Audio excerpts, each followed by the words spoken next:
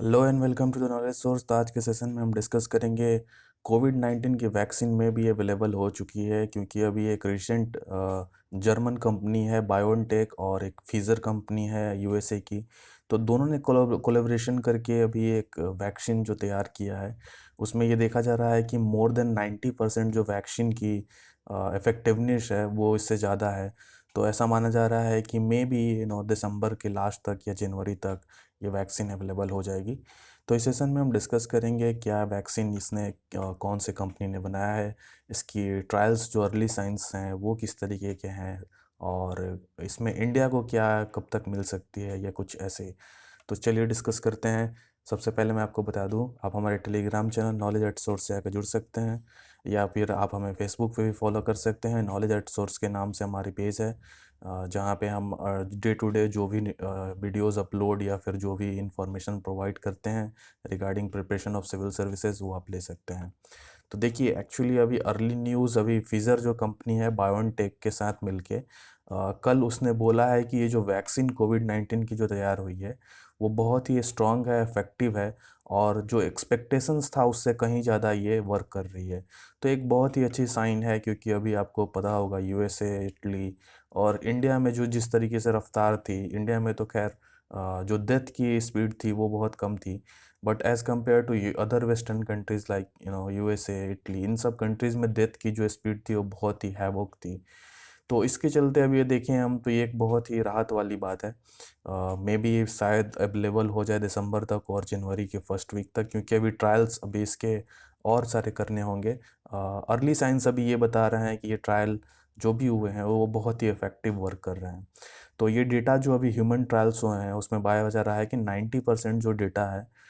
90% जिसको ये vaccine trial हुआ सेकेंड फेज़ और थर्ड फेज़ में, आपको मालूम होना चाहिए कि जो भी वैक्सीन्स अवेलेबल की जाती हैं वो डिफरेंट डिफरेंट फेजेस में इंट्रोड्यूस होते हैं, जैसे फर्स्ट, सेकेंड और थर्ड। तो इसमें क्या होता है कि ये जो वैक्सीन्स अवेलेबल कराई जाते हैं वो डिफरेंट डिफरेंट फेजेस में, उसमें देखा जाता है कि फर्स्ट फेज़ में इसकी रिस्पॉन्स कैसी है, इम्यून बॉडी कैसी किस तरीके की बना रही है, या फिर इसके नेगेटिव क्या इम्पैक्ट पड़ रहे हैं बॉडी पे, कोई हार्मफुल चीज बॉडी में कोई इम्पैक्ट क्रिएट कर रहा है। तो इस तरीके की चीज़ें साइंस देखे जाते हैं। फिर सेकेंड फेज़ और थर्ड फेज़ में अल्टीमेटली थर्ड फेज़ ही एक्चुअली मेन होता है, जिसमें कि लार्ज नंबर ऑफ पीपल के ऊपर ये टेस्ट किया जाता है, और इसके बेसिस पे जो भी रिजल्ट्स आते हैं उसके बाद इसको अवेलेबल कराने की कोशिश की जाती है। तो देखिए, अभी जो रिजल्ट्स आ रहे हैं वो बहुत ही एक्सेप्टिंग रिजल्ट्स हैं, कि जैसा मैंने आपको बताया कि 90% इफेक्टिवनेस है इस वैक्सीन की। और जो भी पार्टिसिपेंट्स इसको दिया गया ये वैक्सीन को सेकेंड डोज में, वो इस एक इम्यून सिस्टम अपने बॉडी में क्रिएट कर रहे हैं। तो एक तरह की ये बहुत ही पॉजिटिव रिजल्ट है। फर्स्ट एक्चुअली अगर आप देखा जाए कि फर्स्ट ट्रायल में जो फर्स्ट फेज़ में ये वैक्सीन दिया गया, तो उसमें ज़्यादा ये वर्क नहीं कर पाया, लेकिन जैसे ही सेकंड ट्रायल स्टार्ट हुआ तो इसमें इसकी जो रिस्पॉन्स थी इम्यून सिस्टम बढ़ाने की, वो बहुत ही अच्छी है। और जो लेट स्टेज ट्रायल डेटा जो है, ये दिखा रहा है कि कोई सेफ्टी कंसर्न्स ऐसे अभी तक आए नहीं हैं। जैसा आपको पता होगा कि बहुत सारे कंपनीज ब्रिटेन में भी ये इस पे वर्क कर रही थी, बट जो उसकी जो सेकेंड ट्रायल और थर्ड ट्रायल में जैसे पहुंची, तो उसकी जो बॉडी के ऊपर डिफरेंट इसके सिम्टम्स आने लगे हैं, या इफ़ेक्टिव जो इसकी होनी चाहिए इफ़ेक्टिवनेस वो नहीं थी, और इसके नेगेटिव रिस्पॉन्स आने लगे हैं। तो इसके चलते अभी ब्रिटेन की जो कंपनियां हैं वो कुछ बंद कर चुकी हैं, लेकिन ये जो रिज़ल्ट है वो बहुत ही सेटिस्फाइंग रिज़ल्ट है, क्योंकि इसमें कोई साइड इफ़ेक्ट्स अभी तक कोई ऐसा नहीं आया है।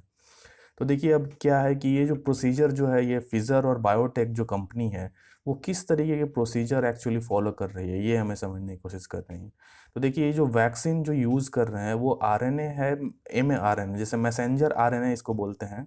जो कि ये सिंथेटिक जीन्स पे डिपेंड करता है, जो जनरेट करता है जिस ये जो सिंथेटिक जीन्स को इम्प्रूव करने की कोशिश करता है। जैसे कि मान लीजिए, मैं पहले की जो अदर वैक्सीन्स होते हैं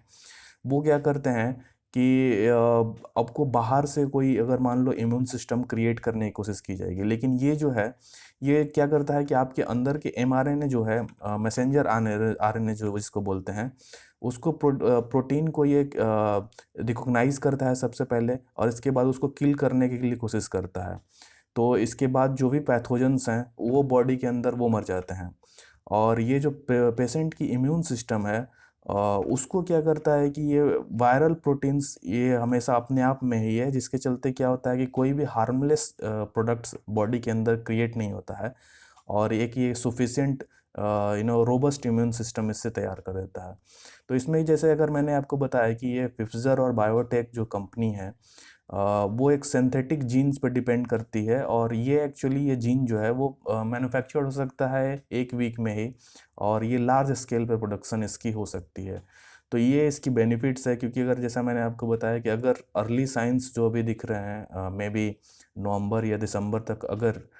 इसकी जो इसकी थर्ड ट्रायल अगर कंप्लीट हो जाती है और कोई भी साइड इफ़ेक्ट्स नहीं आती है, तो इसकी लार्ज स्केल प्रोडक्शन बहुत तेज़ी से हो सकती है, क्योंकि ये आरएनए पर डिपेंड करता है, और जो इसकी जो स्केलिंग ऑफ प्रोडक्शन है वो बहुत ही हाई होती है। तो अभी अगर देखें हम कि कब तक ये अवेलेबल हो सकता है, तो मैंने आपको बताया कि ये अगर सेफ्टी डेटा पे डिपेंड करता है। अभी कुछ और डेटा इसको मैंने खंगालने की ज़रूरत है, स्पेशली अगर क्लिनिकल डेटा में बात करूं, आगे की किस तरह के क्लिनिकल डेटा है, इसके रिस्पॉन्स क्या हो रहे हैं, तो maybe third week of November, और इसके बाद शायद जनवरी में ये अगर फाइनल डोज के बाद कोई भी सिम्टम्स अगर नहीं आते हैं, तो मे बी जनवरी में शायद अवेलेबल हो जाए। तो देखिए अभी इंडिया के लिए ये अभी ऐसा अब कैसे इंडिया को मिल सकता है, ये भी एक क्वेश्चन है, क्योंकि अगर इंडिया भी अब आपको मालूम होगा कि इंडिया में बहुत सारी कंपनीज, भारत बायोटेक हो गया, ये सब कंपनीज बहुत अच्छी कर रही हैं, और मे बी डॉक्टर हर्षवर्धन जी ने बोला है कि 2-3 vaccine will be available from India only. तो अभी तक तो कोई ऐसा पॉजिटिव साइंस अभी तक इंडिया के लिए नहीं है, लेकिन अगर इन केस अगर ये वैक्सीन क्लियर हो जाता है थर्ड ट्रायल में, तो इंडिया इन इस कंपनी के साथ कोलैबोरेशन करके इंडिया में प्रोडक्शन की जो क्वालिटी है या क्वांटिटी है उसको बढ़ाया जा सकता है। लेकिन ये डिपेंड करेगा कि जो रिक्वायरमेंट है इस वैक्सीन प्रिजर्वेशन की, क्योंकि अभी सुनने को मिल रहा है कि ये जो वैक्सीन है वो -70 डिग्री फ़ारेनहाइट पे ये इसको प्रिजर्व करने की कोशिश करनी है। तो इस तरह की जो इंफ्रास्ट्रक्चर होगी वो बहुत ही इंडिया में आपको पता है कोल्ड स्टोरेज की कितनी प्रॉब्लम है। तो इसमें अभी अब ये सिचुएशन देखना पड़ेगा कि इंडिया कैसे, इवन अगर अवेलेबल हो जाती है तो कैसे इंडिया इसको मेंटेन करेगा या कैसे पहुंचाएगा, अगर इतनी इसकी जो रिक्वायरमेंट है इतनी इसको इतना ठंड चाहिए इस वैक्सीन को प्रिजर्वेशन की। तो अभी आने वाले समय में देखना पड़ेगा वैक्सीन इसकी कैसे अभी आगे बढ़ती है, और मे भी ऐसा हम मानते हैं कि दिसंबर तक शायद वैक्सीन अवेलेबल हो जाए। So that's it for today, thank you all of you to joining.